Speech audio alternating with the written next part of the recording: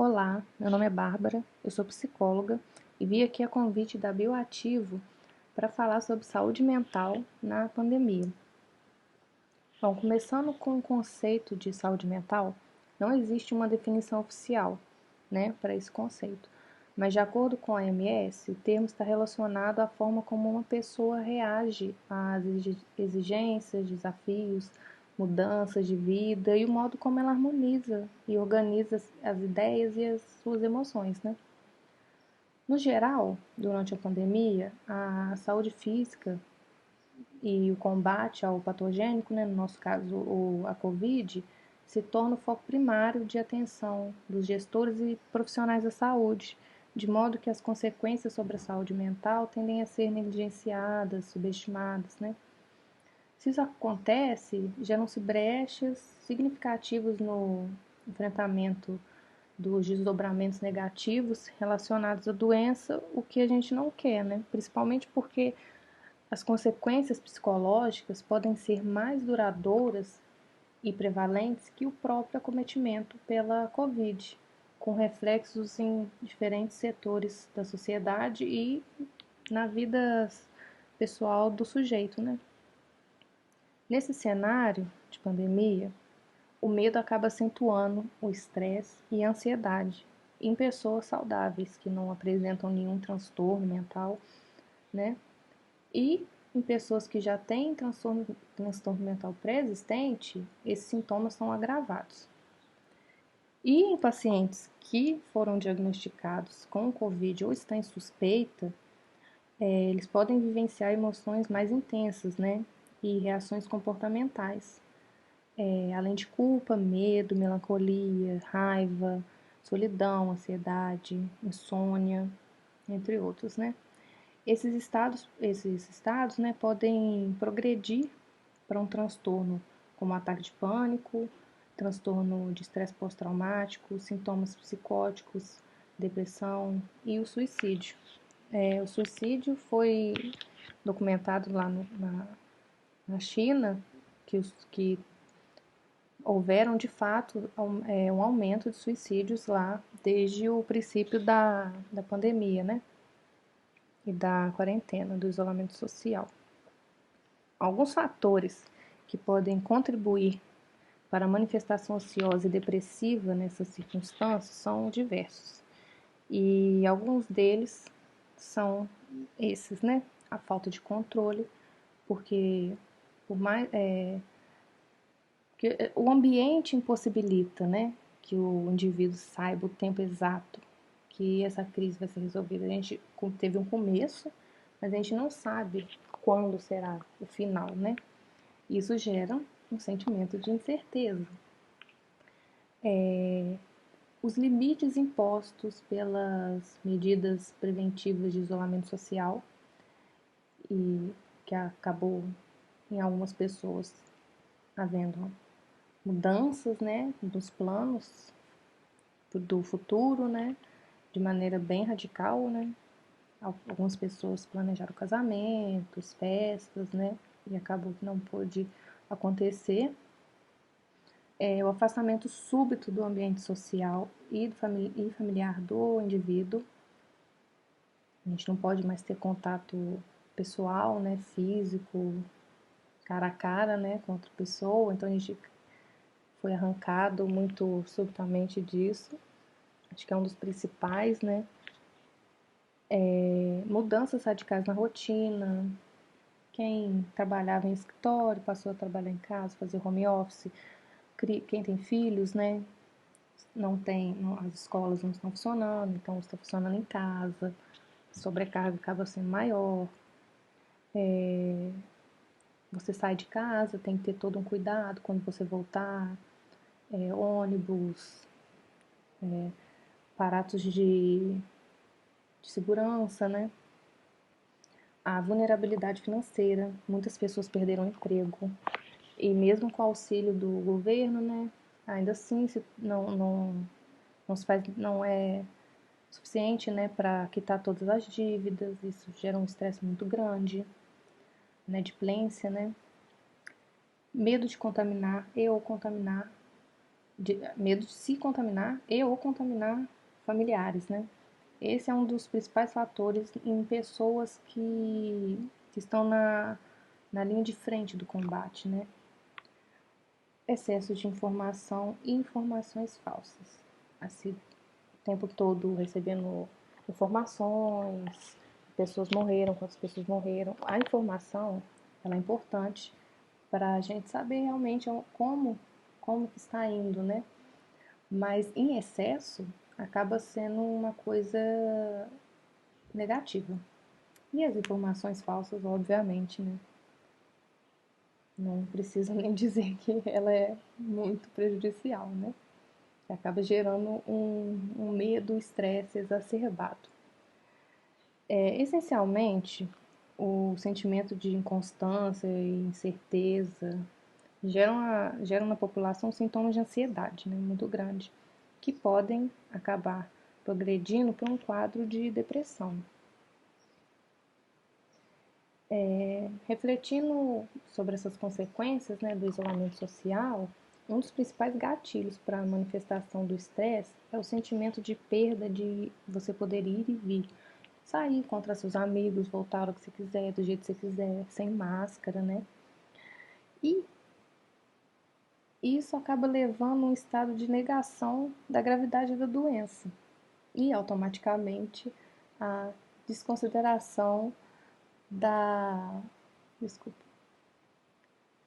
da pertinência do isolamento social, mediante suas atitudes, né, comportamentos diante do problema. Esses comportamentos e atitudes nós temos observado nos últimos meses, né? Com as praias lotadas, a maioria sem uso de máscara, bares muito cheios, festas. Então, e estratégias para promover o bem-estar psicológico. As intervenções psicológicas, elas têm que ser dinâmicas, né? E, primeiramente, focadas nos estressores relacionados à doença ou nas dificuldades de adaptação às restrições do período, né, que nós estamos no momento, né?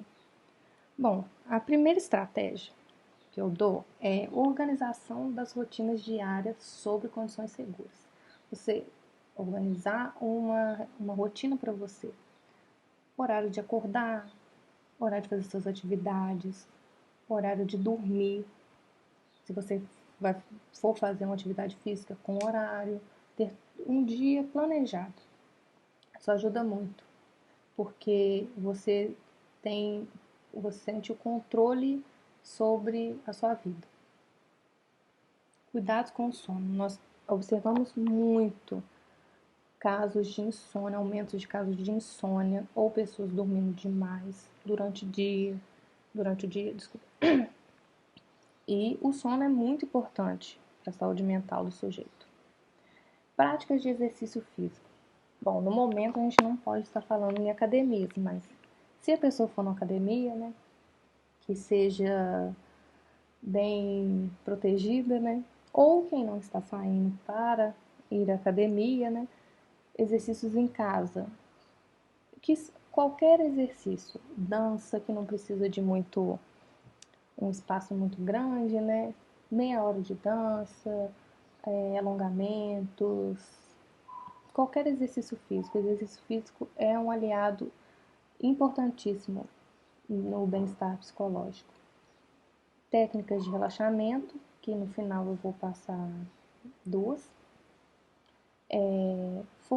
Fortalecimento das suas conexões com a rede de apoio social. Ainda que não seja pessoalmente, né, que seja virtual, com seus amigos, com seus familiares. Assim, agora, nessa situação, as pessoas estão relativizando mais, né? Então, essa dica é mais para quem realmente está de quarentena, né? Mas fortalecer esse contato, mesmo que virtualmente, sentir que você não está sozinho totalmente, né? E cuidado com a exposição excessiva às informações, como eu disse, né? incluindo noticiários de TV e outras medidas e importância e a checagem da autenticidade dessas informações, né? Para as pessoas que vivenciam níveis de sofrimento mais agressivos, né? Relacionados à pandemia, que estão sentindo, que tá sentindo, tendo sintomas mais agressivos, mais pesados, as intervenções psicológicas mais intensivas tendem a ser necessárias, né? Você ir buscar um psicólogo, um psiquiatra, é importante. Esses casos, frequentemente, incluem pessoas com suspeita ou diagnóstico confirmado nele mesmo ou nos familiares, né? Pessoas hospitalizadas ou que passam por experiência de hospitalização, pessoas que estão vivenciando o processo de terminalidade ou de morte de algum familiar, em particular aquelas que não puderam se despedir presencialmente ou acompanhar o falecido em razão da pandemia. Então, assim, esse acompanhamento presencial está sendo feito mais em caráter de urgência, mas existem, eu não sei, assim, não sei dizer aqui em Juiz de Fora o número exato, né, porque eu sou de Juiz de Fora, mas existem acolhimentos via telefone, temos o CAPS, mas o CAPS é necessário que você vá a um posto, né, a uma UPA, não, é um posto mesmo, e peça encaminhamento para o CAPS. E lá você vai ter um apoio multidisciplinar para te ajudar nesse período, né? E as demandas psicológicas, elas tendem a se modificar, né, de acordo com a progressão da doença ou a ocorrência de fatos relacionados a ela, o que se alinha a intervenções psicológicas dinâmicas, né, diferentes, no caso. Bom, as técnicas de relaxamento que eu vou passar para vocês. Bom, a primeira não tem como mostrar, né, que são alongamentos, mas alongamentos a gente consegue achar exemplos ótimos no Google. Pescoço, costas, ombros. E uma das principais técnicas de relaxamento para crises ansiosas, né, é a técnica de respiração. E como que ela é feita? Você fecha os olhos e imagine que você está com uma caneca de chá quente. E você respira, puxa pelo nariz aquela fumacinha, né? Segura por alguns segundos e solta pela boca, como se estivesse soprando aquela fumacinha. E repete esse movimento diversas vezes, várias vezes, tentando sempre focar nos seus batimentos cardíacos, no seu movimento de corpo. O que acontece? A respiração manda um sinal para o seu cérebro falando que você não está em perigo, que você não está em uma situação perigosa e acaba relaxando mais o corpo. Claro, obviamente, se essas crises forem mais recorrentes, mais duradouras e nenhuma técnica de relaxamento, que existem várias, não só essas, né, não surtirem efeito, é importante que você busque auxílio profissional, um psicólogo, um psiquiatra, para que isso seja resolvido, né, investigado. Alguns casos de ansiedade, né, e a maioria de depressão faz necessário o uso contínuo ou temporário de medicamento, de ação medicamentosa.